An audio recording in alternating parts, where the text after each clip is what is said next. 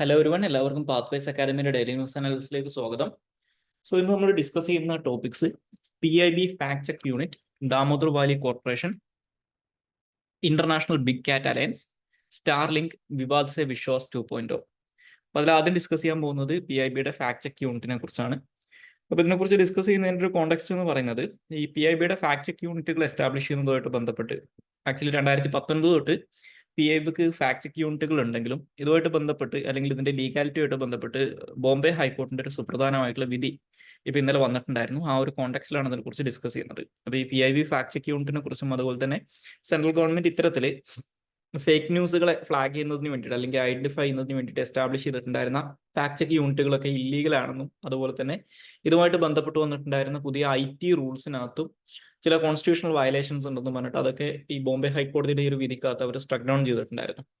അപ്പോൾ ഈ PIBയുടെ fact check യൂണിറ്റിനെ കുറിച്ച് നമ്മൾ നോക്കിക്കഴിഞ്ഞാൽ ഇത് 2019 സെൻട്രൽ ഗവൺമെന്റ് PIBക്കകത്ത് ഈ ഫാക്ട് ചെക്ക് യൂണിറ്റ് എസ്റ്റാബ്ലിഷ് ചെയ്യുന്നത്. അപ്പോൾ ഈ ഫാക്ട് ചെക്ക് യൂണിറ്റിന്റെ ഒരു പ്രൈമറി പർപ്പസ് എന്ന് പറയുന്നത് ഗവൺമെന്റ് ഓഫ് ഇന്ത്യയുമായിട്ട് ബന്ധപ്പെട്ടിട്ടുള്ള അല്ലെങ്കിൽ ഗവൺമെന്റ് ഓഫ് ഇന്ത്യക്കകത്ത് വരുന്ന മിനിസ്ട്രീസ്, ഡിപ്പാർട്ട്മെന്റുകൾ, അതുപോലെ തന്നെ പബ്ലിക് സെക്ടർ അണ്ടർടേക്കിങ്സ് അല്ലെങ്കിൽ പൊതുമേഖലാ സ്ഥാപനങ്ങൾ, അതുപോലെ തന്നെ സെൻട്രൽ ഗവൺമെന്റുമായിട്ട് ബന്ധപ്പെട്ട് വരുന്ന മറ്റുള്ള ഓർഗനൈസേഷൻസ്, ഇതിനെക്കുറിച്ചൊക്കെ വരുന്ന ഫേക്ക് ന്യൂസുകൾ ഐഡന്റിഫൈ ചെയ്യുക അല്ലെങ്കിൽ അതിനെ ടാക്കിൾ ചെയ്യുക, ഈ ഫേക്ക് ന്യൂസസിന്റെ പ്രശ്നം അഡ്രസ് ചെയ്യുക എന്നുള്ളതാണ് ഈ ഫാക്ട് ചെക്ക് യൂണിറ്റിന്റെ ഒരു ലക്ഷ്യം എന്ന് പറയുന്നത്. ഇപ്പോൾ ഗവൺമെന്റ് പോളിസീസ്, അതുപോലെ തന്നെ റെഗുലേഷൻസ്, അനൗൺസ്മെന്റുകൾ, അതുപോലെ തന്നെ ഗവൺമെന്റിന്റെ ഭാഗത്തു നിന്ന് വരുന്ന മറ്റുള്ള നടപടികൾ, ഇതൊക്കെയായിട്ട് ബന്ധപ്പെട്ട് സോഷ്യൽ മീഡിയ പ്ലാറ്റ്ഫോമിലൊക്കെ വരുന്ന ഒരുപാട് ക്ലെയിംസ് ഉണ്ടാവും. ഓക്കെ, തെറ്റിദ്ധാരണ വരുത്തുന്ന രീതിയിലൊക്കെയുള്ള ക്ലെയിംസ് ഉണ്ടാവും. ഈ ക്ലെയിംസ് ഒക്കെ വെരിഫൈ ചെയ്യുന്നത് ഈ ഫാക്ട് ചെക്ക് യൂണിറ്റ് ആയിരുന്നു. അപ്പോൾ ഈ ഫാക്ട് ചെക്ക് യൂണിറ്റിനെ ഹെഡ് ചെയ്യുന്നത് ഒരു സീനിയർ ഡയറക്ടർ ജനറൽ അല്ലെങ്കിൽ അഡീഷണൽ ഡയറക്ടർ ജനറൽ ലെവലിൽ വരുന്ന ഒരു ഇന്ത്യൻ ഇൻഫർമേഷൻ സർവീസിൽ നിന്നുള്ള IAS നിന്നുള്ള ഒരു ഓഫീസർ ആയിരിക്കും. അതുപോലെ തന്നെ ഫാക്ട് ചെക്ക് യൂണിറ്റിന്റെ ഡേ ടു ഡേ ഓപ്പറേഷൻസ് നടത്തിക്കൊണ്ടിരുന്നത് ഈ മറ്റുള്ള IAS ഓഫീസേഴ്സ് ആയിരിക്കും. അപ്പൊ ഈ പുതുതായിട്ട് 2023 വന്നിട്ടുണ്ടായിരുന്ന ഈ IT റൂൾസിനകത്ത് പറഞ്ഞിട്ടുണ്ടായിരുന്ന പ്രധാനപ്പെട്ട ഒരു കാര്യം എന്ന് പറയുന്നത്, ഈ ഫാക്ട് ചെക്ക് യൂണിറ്റ് മിസ്ലീഡിംഗ് ആണ് അല്ലെങ്കിൽ ഫോൾസ് ആണെന്ന് പറയുന്ന വാർത്തകൾ അല്ലെങ്കിൽ അത്തരത്തിലുള്ള ക്ലെയിംസ് റിമൂവ് ചെയ്യാൻ വേണ്ടിയിട്ട് സോഷ്യൽ മീഡിയ പ്ലാറ്റ്ഫോംസിനോടൊക്കെ ആവശ്യപ്പെടാനുള്ള അധികാരം സെൻട്രൽ ഗവൺമെന്റിന് കിട്ടിയിട്ടുണ്ടായിരുന്നു. അപ്പോൾ അത് ആവശ്യപ്പെട്ട് കഴിഞ്ഞാൽ ഇപ്പോൾ ട്വിറ്റർ, അതുപോലെ തന്നെ പണ്ട് ട്വിറ്റർ എന്ന് വിളിച്ചിരുന്ന ഇപ്പോൾ എക്സ് എന്നറിയപ്പെടുന്ന പ്ലാറ്റ്ഫോം, അതുപോലെ തന്നെ ഫേസ്ബുക്ക്, മെറ്റ, ഇങ്ങനെയുള്ള പ്ലാറ്റ്ഫോമുകളൊക്കെ അത് റിമൂവ് ചെയ്യാൻ ബാധ്യസ്ഥരാകുമായിരുന്നു. ഇത് ഈ ഫ്രീഡം ഓഫ് എക്സ്പ്രഷൻ ഒക്കെ ആയിട്ട് ബന്ധപ്പെട്ടുള്ള ആർട്ടിക്കിൾ 19 ഒക്കെ വയലേഷൻ ആണ് ഈ റൂൾസ് എന്നാണ് ഈ പറയുന്ന വിധിക്കകത്ത് പറയുന്നത്. അപ്പോൾ ഈ ഒരു കാര്യം ഒന്ന് മനസ്സിലാക്കിയതിന്റെ കൂടെ ഇപ്പോൾ ഇത് ഇന്ത്യൻ എക്സ്പ്രസിന്റെ പേജ് 1 ഇതിനെ കുറിച്ചുള്ള വാർത്ത വന്നിട്ടില്ലെങ്കിലും പേജ് 13 ഇതുമായിട്ട് ബന്ധപ്പെട്ടുള്ള ഡീറ്റെയിൽഡ് ആയിട്ടുള്ള ഒരു അനാലിസിസ് അവർ പബ്ലിഷ് ചെയ്തിട്ടുണ്ട്. ഇനി നമുക്ക് അടുത്തതായിട്ട് ഡിസ്കസ് ചെയ്യാനുള്ള ടോപ്പിക് ദാമോദർ വാലി കോർപ്പറേഷനെ കുറിച്ചാണ്. ഈ ദാമോദർ വാലി കോർപ്പറേഷനെ കുറിച്ച് ഡിസ്കസ് ചെയ്യുന്നതിന്റെ കോണ്ടെക്സ്റ്റ് എന്ന് പറയുന്നത്, ഇപ്പോൾ റീസെന്റ് വെസ്റ്റ് ബംഗാളിൽ റിപ്പോർട്ട് ചെയ്യപ്പെട്ടിട്ടുള്ള ഒരു ഫ്ലഡ് ഉണ്ട്. അതായത് വെസ്റ്റ് ബംഗാളിന്റെ സദേൺ പാർട്ടിൽ റിപ്പോർട്ട് ചെയ്യപ്പെട്ടിട്ടുള്ള വലിയ രീതിയിലുള്ള ഫ്ലഡ് ഉണ്ടായിരുന്നു. അപ്പൊ അതിന് കാരണം ഈ ദാമോദർ വാലി കോർപ്പറേഷനും അതുപോലെ തന്നെ ഈ ജാർഖണ്ഡ് സ്റ്റേറ്റും ഒക്കെ ആണെന്നൊക്കെ പറഞ്ഞുകൊണ്ട്, അല്ലെങ്കിൽ അവർ ഇതുമായിട്ട് ബന്ധപ്പെട്ട് അവരെടുത്തിട്ടുള്ള ചില നിലപാടുകൾ ഈ ഫ്ലഡിന് കാരണമാണെന്ന് പറഞ്ഞുകൊണ്ട് വെസ്റ്റ് ബംഗാൾ ഗവൺമെന്റ് ഒരു ആരോപണം ഉന്നയിച്ചിട്ടുണ്ടായിരുന്നു. അപ്പൊ അതുമായിട്ട് ബന്ധപ്പെട്ട ഒരു വാർത്ത ഇന്നത്തെ ഇന്ത്യൻ എക്സ്പ്രസിന്റെ പേജ് 1 വന്നിട്ടുണ്ട്. ആ കോണ്ടെക്സ്റ്റിലാണ് ഇതിനെക്കുറിച്ച് ഡിസ്കസ് ചെയ്യുന്നത്. ദാമോദർ വാലി കോർപ്പറേഷൻ എന്ന് പറയുന്നത് ബേസിക്കലി ഈ വെസ്റ്റ് ബംഗാൾ, ജാർഖണ്ഡ് എന്നീ 2 സംസ്ഥാനങ്ങളിലൂടെ കടന്നു പോകുന്ന ദാമോദർ റിവർ, ആ റിവർ സിസ്റ്റവുമായിട്ട് ബന്ധപ്പെട്ട് ആ റിവറുമായിട്ട് ബന്ധപ്പെട്ടിരുന്ന ട്രിബ്യൂട്ടറീസ്, ഇതിന്റെ കാര്യങ്ങളൊക്കെ മാനേജ് ചെയ്യുന്നതിന് വേണ്ടിയിട്ട്, ആ ഒരു ഏരിയനെ മാനേജ് ചെയ്യുന്നതിന് വേണ്ടിയിട്ട് എസ്റ്റാബ്ലിഷ് ചെയ്യപ്പെട്ടിട്ടുള്ള ഒരു സ്റ്റാറ്റ്യൂട്ടറി ബോഡിയാണെന്ന് മനസ്സിലാക്കിയത് 1948 എസ്റ്റാബ്ലിഷ് ചെയ്യുന്നത്.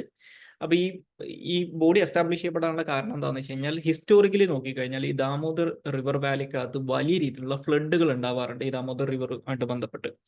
അപ്പൊ അത് കാരണം ബ്രിട്ടീഷുകാരുടെ സമയം തൊട്ട് ഈ ഫ്ലഡ് മാനേജ്മെന്റുമായിട്ട് ബന്ധപ്പെട്ട് ഗവൺമെന്റ് നടപടികൾ എടുക്കണം എന്ന് പറഞ്ഞിട്ട് വലിയ രീതിയിലുള്ള ആവശ്യം ജനങ്ങളുടെ ഭാഗത്തു നിന്നുണ്ടായിരുന്നു. ബ്രിട്ടീഷുകാരുടെ സമയത്ത് അവർ ഇതിനു വേണ്ടിയിട്ട് ഒരു കമ്മീഷനൊക്കെ അപ്പോയിന്റ് ചെയ്യുന്നുണ്ട്. ആ കമ്മീഷന്റെ ഒക്കെ റെക്കമെൻഡേഷന്റെ ഒക്കെ അടിസ്ഥാനത്തിലാണ് പിന്നീട് ഇന്ത്യക്ക് സ്വാതന്ത്ര്യം കിട്ടിയതിനു ശേഷം നമ്മളൊരു ദാമോദർ വാലി പ്രൊജക്ട് സ്റ്റാർട്ട് ചെയ്യുന്നത്. അപ്പോൾ ഈ ദാമോദർ വാലി പ്രൊജക്ടിന്റെ പ്രധാനപ്പെട്ട പർപ്പസ്, ഇതിനകത്ത് പവർ ജനറേഷൻ പോലുള്ള ഹൈഡ്രോ ഇലക്ട്രിക് പവർ പ്രൊജക്ടുകൾ പോലുള്ള കാര്യങ്ങളൊക്കെ ഉണ്ടെങ്കിലും ഇതിന്റെ പ്രധാനപ്പെട്ട ലക്ഷ്യം എന്ന് പറയുന്നത് വെസ്റ്റ് ബംഗാളിൽ ദാമോദർ റിവറുമായിട്ട് ബന്ധപ്പെട്ട് വരുന്ന ഫ്ലഡ് കൺട്രോൾ ചെയ്യുക എന്നുള്ളതാണ്. അപ്പൊ അതിനു വേണ്ടിയിട്ടാണ് ഈ ദാമോദർ വാലി പ്രൊജക്ട് സ്റ്റാർട്ട് ചെയ്യുന്നത് 48. അപ്പൊ ഈ ദാമോദർ വാലി പ്രൊജക്ട് ഹാൻഡിൽ ചെയ്യുന്ന ബോഡിയാണ് ദാമോദർ വാലി കോർപ്പറേഷൻ എന്ന് പറയുന്നത്. അതൊരു സ്റ്റാറ്റ്യൂട്ടറി ബോഡിയാണ് എന്ന് മനസ്സിലാക്കുക. സെൻട്രൽ ഗവൺമെന്റ് അല്ലെങ്കിൽ അന്നത്തെ നമ്മുടെ സെൻട്രൽ ലെജിസ്ലേച്ചർ പാസ്സാക്കിയിട്ടുള്ള ഒരു നിയമത്തിന്റെ അടിസ്ഥാനത്തിലാണ് ഇത് എസ്റ്റാബ്ലിഷ് ചെയ്യപ്പെടുന്നത്. അപ്പൊ നമ്മുടെ സ്വതന്ത്ര ഇന്ത്യയിലെ ആദ്യത്തെ മൾട്ടിപർപ്പസ് റിവർ വാലി പ്രൊജക്റ്റ് ആയിട്ട് കണക്കാക്കുന്നത് ഈ ദാമോദർ വാലി പ്രോജക്റ്റ് ആണ്. അതിനെ മാനേജ് ചെയ്യുന്നത് ഈ ദാമോദർ വാലി കോർപ്പറേഷൻ ആണ്. അപ്പോൾ ഈ ദാമോദർ വാലി പ്രോജക്റ്റിനകത്ത് പ്രധാനമായിട്ടും ഒരു 4ഓളം ഡാമുകൾ വരുന്നുണ്ട്. അതിൽ ആദ്യത്തേതാണ് ഒരു തലയ്യ ഡാം എന്ന് പറയുന്നത്. അത് ജാർഖണ്ഡിനകത്തുള്ള കൊഡർമ ഡിസ്ട്രിക്റ്റിലുള്ള ബറാക്കാർ എന്ന് പറയുന്ന ഒരു റിവർ ഉണ്ട്. ഈ ദാമോദർ റിവറിന്റെ ഒരു ട്രിബ്യൂട്ടറി ആണ്. ഈ ബറാക്കാർ റിവറിൽ ലൊക്കേറ്റ് ചെയ്തിട്ടുള്ള ഒരു ഡാമാണ്. രണ്ടാമത്തത് കൊണാർ ഡാം ആണ്. കൊണാർ ഡാം എന്ന് പറയുന്നത് ദാമോദർ റിവറിന്റെ മറ്റൊരു ട്രിബ്യൂട്ടറി ആയിട്ടുള്ള കൊണാർ റിവറിൽ ലൊക്കേറ്റ് ചെയ്തിട്ടുള്ളതാണ്. സോ ഇതും ജാർഖണ്ഡിനകത്തുള്ള ഒരു ഹസാരിബാഗ് എന്ന് പറയുന്ന ഡിസ്ട്രിക്റ്റിലാണ് ഈ കൊണാർ ഡാം ലൊക്കേറ്റ് ചെയ്തിട്ടുള്ളത്. മൂന്നാമത്തത് മൈത്തോൺ ഡാം ആണ്.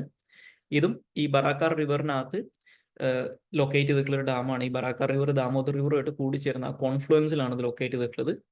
നാലാമത്തത് പാഞ്ചറ്റ് ഡാം ആണ്. പാഞ്ചറ്റ് ഡാം എന്ന് പറയുന്നത് ദാമോദർ റിവറിൽ ലൊക്കേറ്റ് ചെയ്തിട്ടുള്ള ഒരു ഡാമാണ്. ഇത്തരത്തിലുള്ള 4 ഡാമുകളും ഇതുമായിട്ട് ബന്ധപ്പെട്ടുള്ള ഹൈഡ്രോ ഇലക്ട്രിക് പവർ പ്രൊജക്ടുകളൊക്കെ ഈ ഒരു ദാമോദർ വാലി പ്രൊജക്ടിന്റെ ഭാഗമായിട്ടുണ്ടെന്ന് മനസ്സിലാക്കുക. ഇനി ദാമോദർ റിവറിനെ കുറിച്ച് നോക്കിക്കഴിഞ്ഞാൽ ദാമോദർ റിവർ ബേസിക്കലി അറിയപ്പെടുന്നത് സോറോ ഓഫ് ബംഗാൾ എന്നുള്ള പേരിലാണ്. കാരണം ഞാൻ നേരത്തെ പറഞ്ഞ പോലെ ഹിസ്റ്റോറിക്കലി ഒരുപാട് ഫ്ലഡുകൾ ബംഗാളിൽ ഉണ്ടാവാൻ കാരണമായിട്ടുള്ള റിവറാണ് ദാമോദർ റിവർ. സോ ഇത് ജാർഖണ്ഡ് സ്റ്റേറ്റിനകത്ത് ചോട്ടാ നാഗ്പൂർ പ്ലേറ്റുവിനകത്തുള്ള ഒരു പലാമു ഹിൽസ് എന്ന് പറയുന്ന ഒരു മേഖലയുണ്ട്. ആ മേഖലയിൽ ഒറിജിനേറ്റ് ചെയ്ത് ഈ ചോട്ടാ നാഗ്പൂർ പ്ലേറ്റിന്റെ ഈസ്റ്റേൺ എഡ്ജസിലൂടെയാണ് ഇത് പ്രധാനമായിട്ടും സഞ്ചരിക്കുന്നത്. അവിടെ ഒരു റിഫ്റ്റ് വാലി ഒക്കെ ഈ ദാമോദർ റിവർ ക്രിയേറ്റ് ചെയ്യുന്നുണ്ട്. അപ്പോൾ അത് ഈ ജാർഖണ്ഡിൽ നിന്ന് പിന്നീട് വെസ്റ്റ് ബംഗാളിലേക്ക് എൻ്റർ ചെയ്യുകയാണ് ചെയ്യുന്നത്. അപ്പോൾ ഈ ദാമോദർ റിവറിന്റെ ട്രിബ്യൂട്ടറീസ് ആയിട്ട് പറയുന്നത് ഇവരുടെ ലെഫ്റ്റ് ട്രിബ്യൂട്ടറീസ് ആയിട്ടുള്ളത് നേരത്തെ പറഞ്ഞ ബറാക്കാർ, കൊണാർ, അതുപോലെ തന്നെ ജമൂനിയ, നൂനിയ എന്ന് പറയുന്ന 4 റിവേഴ്സ് ആണ് ഇതിന്റെ left bank tributaries. Right bank tributaries എന്ന് പറയുന്നത് സാലി റിവർ ആണ്. ഇനി നമുക്ക് അടുത്തതായിട്ട് ഡിസ്കസ് ചെയ്യാനുള്ള ടോപ്പിക് ഇന്റർനാഷണൽ ബിഗ് കാറ്റ് അലയൻസിനെ കുറിച്ചാണ്.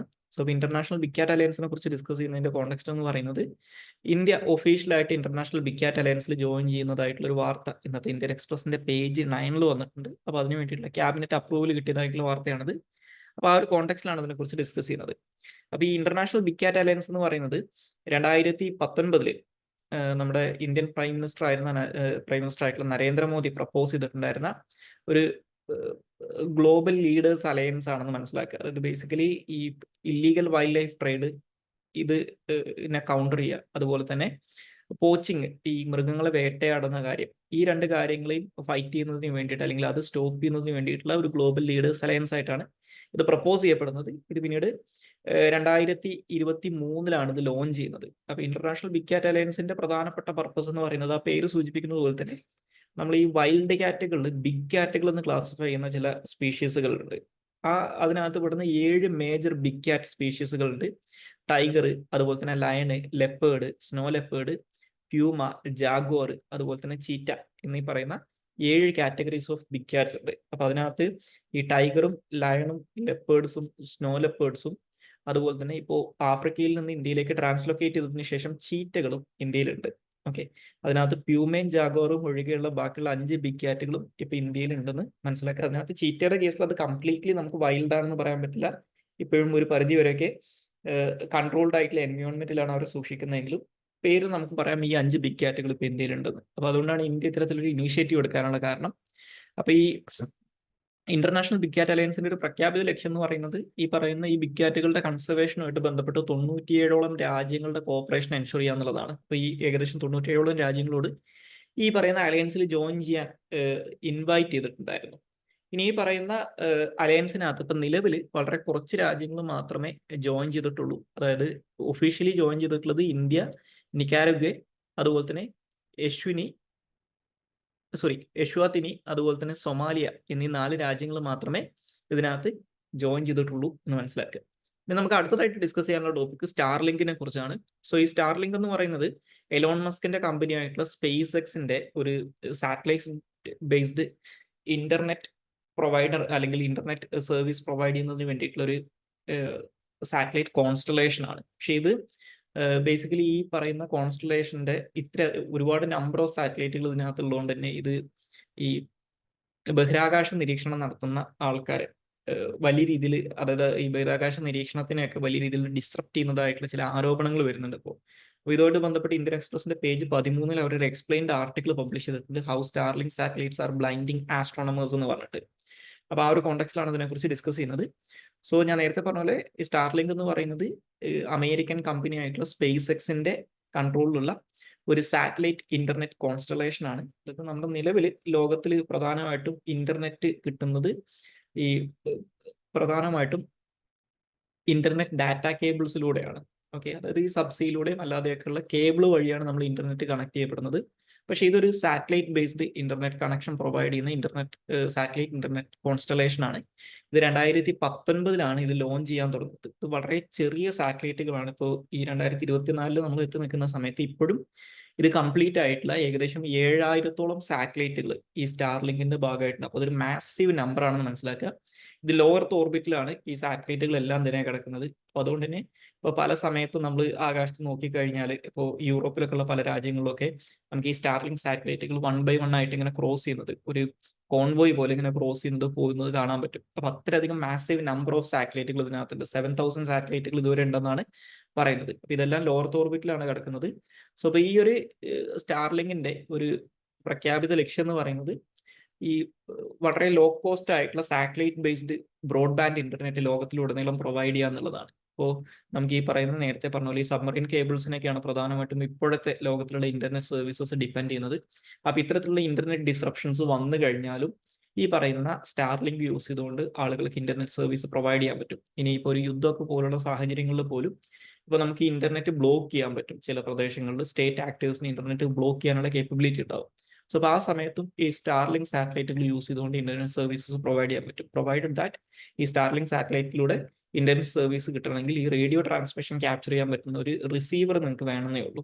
ഇപ്പോൾ ഒരു എക്സാമ്പിൾ പറഞ്ഞു കഴിഞ്ഞാൽ ഈ റഷ്യ യുക്രൈൻ യുദ്ധത്തിന്റെ കോണ്ടെക്സ്റ്റിൽ യുക്രൈനിൽ ഇന്റർനെറ്റ് സർവീസസ് ഡിസ്റപ്ഷൻ വന്ന സമയത്ത് അവിടെ ഇന്റർനെറ്റ് സർവീസസ് പ്രൊവൈഡ് ചെയ്യാൻ വേണ്ടിയിട്ട് സ്റ്റാർലിങ്ക് അവർക്ക് സർവീസ് കൊടുത്തിട്ടുണ്ടായിരുന്നു. അപ്പോൾ ഇതിന്റെ ഒരു നെഗറ്റീവ് സൈഡ് എന്ന് പറയുന്നത് ഞാൻ നേരത്തെ പറഞ്ഞ പോലെ ലോവർത്ത് ഓർബിറ്റിൽ ഇത്രയധികം സാറ്റലൈറ്റുകൾ ഈ ഒരൊറ്റ പ്രൊജക്ടിന്റെ ഭാഗമായിട്ട് പ്രവർത്തിക്കുന്നതുകൊണ്ട് തന്നെ ഓൾറെഡി വളരെ ക്രൗഡഡ് ആയിട്ടുള്ള ആർട്ടിഫിഷ്യൽ ആയിട്ടുള്ള സാറ്റലൈറ്റ് ക്രൗഡഡ് ആയിട്ടുള്ള ഒരു ഏരിയയാണ് ലോവർത്ത് ഓർബിറ്റ് എന്ന് പറയുന്നത്. അപ്പോൾ അവിടെ ഈ സാറ്റലൈറ്റുകളുടെ എണ്ണം കൂടിയതോടുകൂടി ഇതിന്റെ ബ്രൈറ്റ്നസ്സും അതുപോലെ തന്നെ ഇവരുടെ റേഡിയോ വേവ് ലെങ്ത്തുകളൊക്കെ വലിയ രീതിയിൽ ആസ്ട്രോണമേഴ്സിനെ ഡിസ്റപ്റ്റ് ചെയ്യുന്നുണ്ട് എന്നാണ് പറയുന്നത്. ആസ്ട്രോണമിക്കൽ ആയിട്ടുള്ള ഡിസ്കവറീസിനെ അല്ലെങ്കിൽ ആസ്ട്രോണമിക്കൽ ആയിട്ടുള്ള ഒബ്സർവേഷൻസിനെയൊക്കെ ഈ വാനനിരീക്ഷകരെയൊക്കെ വലിയ രീതിയിൽ ഡിസ്റപ്റ്റ് ചെയ്യുന്നുണ്ടെന്നാണ് പറയുന്നത്. അത് ഈ പറയുന്ന വലിയ രീതിയിലുള്ള ലൈറ്റ് പൊല്യൂഷന് കാരണമാകുന്നുണ്ട്. അപ്പോൾ നോർമൽ ആയിട്ടുള്ള ആസ്ട്രോണമിക്കൽ ഒബ്സർവേഷൻസിന് ഇത് അഫക്റ്റ് ചെയ്യും. ഇനി റേഡിയോ ടെലസ്കോപ്പുകൾ യൂസ് ചെയ്ത് കഴിഞ്ഞാലും വലിയ രീതിയിൽ റേഡിയോ വേവ് ലെങ്ത്സ് ഈ പറയുന്ന സാറ്റലൈറ്റുകൾക്ക് ഉള്ളത് കൊണ്ട് തന്നെ അത് ഒപ്റ്റിക്കൽ ആണെങ്കിലും റേഡിയോ വേവ് ലെങ്ത്തിലാണെങ്കിലും ഇത് സിവിയർ ആയിട്ട് ഈ സയന്റിഫിക് ഒബ്സർവേഷൻസിന് ഡിസ്റപ്റ്റ് ചെയ്യുന്നുണ്ടെന്നാണ് പറയുന്നത്. സോ ഇനി നമുക്ക് അവസാനമായിട്ട് ഡിസ്കസ് ചെയ്യാനുള്ളത് വിവാദ് സെ വിശ്വാസ് 2.0 എന്ന് പറയുന്ന സ്കീമിനെ കുറിച്ചാണ്. അപ്പോൾ ഈ വിവാദ് സെ വിശ്വാസ് 2.0 സ്കീം ഒക്ടോബർ 1 തൊട്ട് നടപ്പിലാക്കാൻ തുടങ്ങുന്നതിനെ കുറിച്ചിട്ടുള്ള ഒരു വാർത്ത ഇന്നത്തെ ഇന്ത്യൻ എക്സ്പ്രസിന്റെ പേജ് 15 വന്നിട്ടുണ്ട്. ആ ഒരു കോണ്ടെക്സ്റ്റിലാണ് ഇതിനെക്കുറിച്ച് ഡിസ്കസ് ചെയ്യുന്നത്. സോ ഈ വിവാദ് സെ വിശ്വാസ് 2.0 എന്ന് പറയുന്ന സ്കീം എന്ന് പറയുന്നത് ഇൻകം ടാക്സുമായിട്ട് ബന്ധപ്പെട്ടിട്ടുള്ള ഓൺഗോയിങ് ആയിട്ടുള്ള കേസുകൾ ഉണ്ടാവും അല്ലെങ്കിൽ ലിറ്റിഗേഷൻസ് ഉണ്ടാവും. അപ്പോൾ അത് ഫാസ്റ്റർ ആയിട്ട് സെറ്റിൽ ചെയ്യുക അല്ലെങ്കിൽ അത് റെഡ്യൂസ് ചെയ്യുക എന്നുള്ള അതിന് കോസ്റ്റ് എഫക്റ്റീവ് ആയിട്ടൊരു സൊല്യൂഷൻ കണ്ടെത്തുക എന്നുള്ള ലക്ഷ്യത്തോടു കൂടി 2024-25 ബഡ്ജറ്റിന്റെ സമയത്ത് ഗവൺമെന്റ് അനൗൺസ് ചെയ്തിട്ടുള്ള ഒരു സ്കീമാണ്. സോ ബേസിക്കലി ഈ വിവാദ് സെ വിശ്വാസ് 2.0 സ്കീമിനകത്ത് പറയുന്നത് ഇൻകം ടാക്സ് ഡിപ്പാർട്ട്മെന്റും അതുപോലെ തന്നെ ടാക്സ് പേയേഴ്സും തമ്മിലുള്ള ലിറ്റിഗേഷൻസ് ഉണ്ടാവും, അവർ തമ്മിലുള്ള ഡിസ്പ്യൂട്ടുകൾ ഉണ്ടാവും.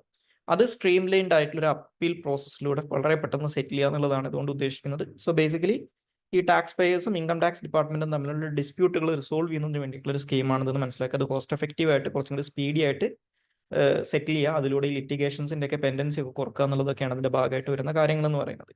അപ്പോൾ ഈ സ്കീമിനകത്ത് ഈ ഡിഫറെന്റ് സ്റ്റേജസിലുള്ള ലിറ്റിഗേഷൻസ് കവർ ചെയ്യുന്നുണ്ട്. ഉദാഹരണത്തിന് അപ്പീലുകൾ, writ petitions, special leave petitions, ഇതെല്ലാം തന്നെ 2024 ജൂലൈ 22 കട്ട് ഓഫ് ഡേറ്റ് പറയുന്നത്. അതിന് മുമ്പായിട്ട് അല്ലെങ്കിൽ ആ സമയത്ത് പെൻഡിങ് ആയിട്ടുള്ള ഇത്തരത്തിലുള്ള എല്ലാ കേസുകളും ഇതിനകത്ത് കവർ ചെയ്യാൻ പറ്റും. അപ്പോൾ ഈ സ്കീം ഉപയോഗിക്കാൻ ആഗ്രഹിക്കുന്ന ടാക്സ് പേയേഴ്സ് ആയിട്ടുള്ള ആളുകൾക്കുള്ള അഡ്വാൻറ്റേജ് എന്ന് പറഞ്ഞു കഴിഞ്ഞാൽ അവരിത് ഉപയോഗിക്കുകയാണെങ്കിൽ അവർക്ക് ഈ പറയുന്ന ഇൻകം ടാക്സ് ആയിട്ട് ഈ ഡിപ്പാർട്ട്മെന്റുമായിട്ടുള്ള ഡിസ്പ്യൂട്ടിംഗ് എമൗണ്ട് എത്രയാണോ അത് മാത്രം പേ ചെയ്തുകൊണ്ട് അവർക്ക് ഫെർദർ പ്രോസിക്യൂഷനിൽ നിന്ന് അവരെ ഒഴിവാക്കാൻ പറ്റും. അതായത് അവർ പെൻഡിങ് ആയിട്ടുള്ള ടാക്സ് എത്രയാണോ അത് പേ ചെയ്യുക, അവർ പെനാൽറ്റീസോ അല്ലെങ്കിൽ ഇൻട്രസ്റ്റോ ഒന്നും തന്നെ പേ ചെയ്യേണ്ടതായിട്ട് ഇല്ല എന്നുള്ളതാണ് ഇതിന്റെ അഡ്വാൻറ്റേജ് ആയിട്ട് പറയുന്നത്. അപ്പോൾ നേരത്തെ ഗവൺമെന്റ് അനൗൺസ് ചെയ്തിട്ടുണ്ടായിരുന്ന ഒരു വിവാദ് സെ വിശ്വാസ് 1.0 എന്ന് പറയുന്ന സ്കീമുണ്ട്. അത് ഈ COVID-19 പാൻഡമിക്കിന്റെ സമയത്ത് ടാക്സ് പെൻഡൻസി ഉണ്ടായിരുന്ന MSME സെക്ടറിനെ ഹെൽപ്പ് ചെയ്യുന്നതിന് വേണ്ടിയിട്ടായിരുന്നു. അപ്പോൾ അതിന് സിമിലർ ആയിട്ട് ഇൻകം ടാക്സ് ഡിപ്പാർട്ട്മെന്റുമായിട്ട് ബന്ധപ്പെട്ട് വരുന്ന സ്കീമാണിതെന്ന് മനസ്സിലാക്കുക. പക്ഷേ ഇതിനകത്ത് എല്ലാ തരത്തിലുള്ള ഇൻകം ടാക്സ് ഡിസ്പ്യൂട്ടുകളും ഈ സ്കീമിനകത്ത് കവർ ചെയ്യുന്നില്ല. ഉദാഹരണത്തിന് ഇൻകം ടാക്സ് ഡിപ്പാർട്ട്മെന്റുമായിട്ട് ബന്ധപ്പെട്ട് ഈ സെർച്ചസ്, പ്രോസിക്യൂഷന്, അൺഡിസ്ക്ലോസ്ഡ് ഫോറിൻ ഇൻകം ഇങ്ങനെയുള്ള കാര്യങ്ങളുമായിട്ട് ബന്ധപ്പെട്ട് വരുന്ന കേസുകളൊന്നും ഈ സ്കീമിനകത്ത് കവർ ചെയ്യില്ല എന്ന് മനസ്സിലാക്കുക. അപ്പോൾ ഇത്രയും കാര്യങ്ങളാണ് ഇന്നത്തെ ഡെയിലി ന്യൂസ് അനാലിസിനകത്ത് ഡിസ്കസ് ചെയ്യാനുള്ളത്. So thank you all.